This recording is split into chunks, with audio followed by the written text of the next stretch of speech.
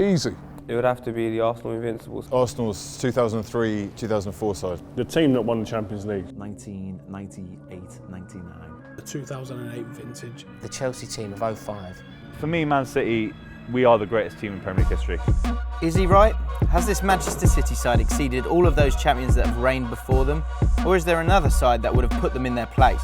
Before you have your say in the comments, let's take a look at some of the contenders and the reasons why they could be called the greatest.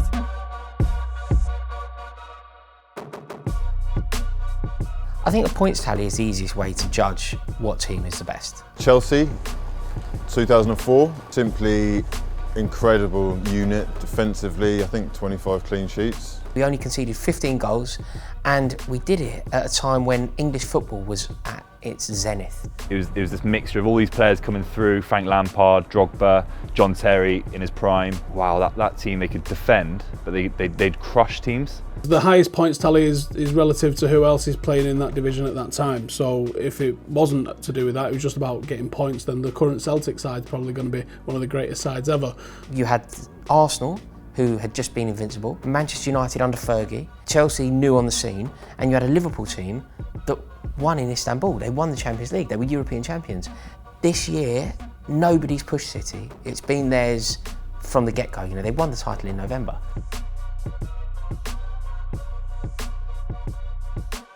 For me, it's hard to look past those that have lifted the European Cup. What was the best Man United team you played with? The team that won the Champions League. 08 Manchester United. When we won the Champions League that year, I just think that team had everything. Forward line of Tevez, Ronaldo, Rooney. Scholes, Carrick in midfield, with Owen Hargreaves as well. Darren Fletcher in that squad too. Giggsy. Vidic, Van der Sar, Rio. So many clean sheets. I'd put us up against anyone. Physically, mentally, flair-wise. I think we had it. We had every little bit of ingredient you need for a great team. There was no egos in that change room. People talk about Cristiano having an ego and stuff. Not in that change room, we didn't. That squad was serious. That 99 side does run them close. The treble-winning side. They actually took it from the treble and created their own version of it. It's a very romantic side. It was built on the back of 6 or 7 academy players that had come through winning the 1992 FA Youth Cup, graduated into the first team and managed to go and be champions of Europe together as one unit. We didn't do that in 2008. No team has done that in the modern era. If you ask a fan from Germany who follows the Bundesliga, what was one of the greatest sides in Bundesliga history, it would be the Guardiola team that broke all the records in Germany. Now, they didn't win a Champions League under Pep. Does that make it an issue in the Bundesliga? No. European success needs to be in the equation for how you judge a Premier League team. To manage to win a league while simultaneously conquering Europe is out of this world. It all can hinge on one particular moment or a period of play of 3 or 4 minutes. And as far as Teddy Sheringham and Solskjaer go, that's what happened that night. I wouldn't necessarily put that level with the achievement of going unbeaten in a league season. I don't even know why it's a question, why United fans question it, and that a whole season without losing a game. City couldn't do it, United couldn't do it, Chelsea couldn't do it, Arsenal did it. That's the best ever team. The mental strength to go through 38 games, to play 90 minutes 38 times plus stoppage time, and to, at the end of the game, never experience a loss. I just don't think we can take that lightly. The Arsenal Invincible team is one of the biggest myths of the Premier League. Their 98 side was far better. They drew 12 games. 12 boring draws. I don't think it's relevant. I think other teams who have accrued way more points are more impressive. I kind of cling on to it actually, because I don't see it being done again. I think that there's a lot of luck involved in knockout competitions, but in a league season, the consistency that you've got to prove is really difficult to come by, and that for that alone, I'd go for the Invincibles. When I think about that Arsenal side and I look at what I'm looking now, I think to myself, Jesus Christ, can I be a kid again just so I can see Dennis Bergkamp and Thierry Henry? I think you look at it, there's probably 3 that would make it into the all-time 11. Right now, none of them. Maybe Aguero. I think Aguero is one of the best strikers in the world.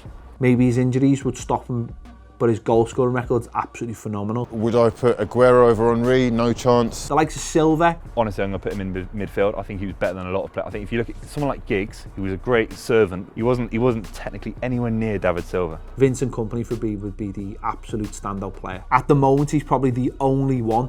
Just the way he drives his team forward is huge, and I think it's what every great team needs. And then for me, Kevin De Bruyne, he reminds me of a Zidane. He might not achieve a World Cup win, he might not achieve that level that Zidane reached, but he can do everything. He can control a game, he can take free kicks, penalties, he does everything in the game. Has to do it for six, 7 seasons in a row to be considered like the best players have been. This entire side makes it into a Manchester City all-time 11. One good season doesn't really mean that you're going to be, an all-time great otherwise. We're talking about David Ginola being one of the best Premier League players. For me, Man City, we are the greatest team in Premier League history. Football evolves, it gets more professional year in, year out, and we're at the pinnacle of modern football. We've managed to go to basically every team in the Premier League except Liverpool away and absolutely batter them. They have probably the best manager in the world, possibly of all time. They've clicked under Pep at the moment, and they seem to really be buying into what he's doing. I think this team are fantastic when they're allowed to play football, but as we've seen, when some teams push back, and at the very, very top, teams will push back, they have struggled to cope. They are as fallible as every next team. The big moments they've really flopped in. I think they panicked against Liverpool, I think they panicked against Manchester United. They just couldn't cope with teams having a go against them. A lot of it is fear at the moment, I think, with Manchester City. The scary thing for everyone in the Premier League is that Leroy Sané is about 21-20. Jesus is just turned 21. Sterling, 22.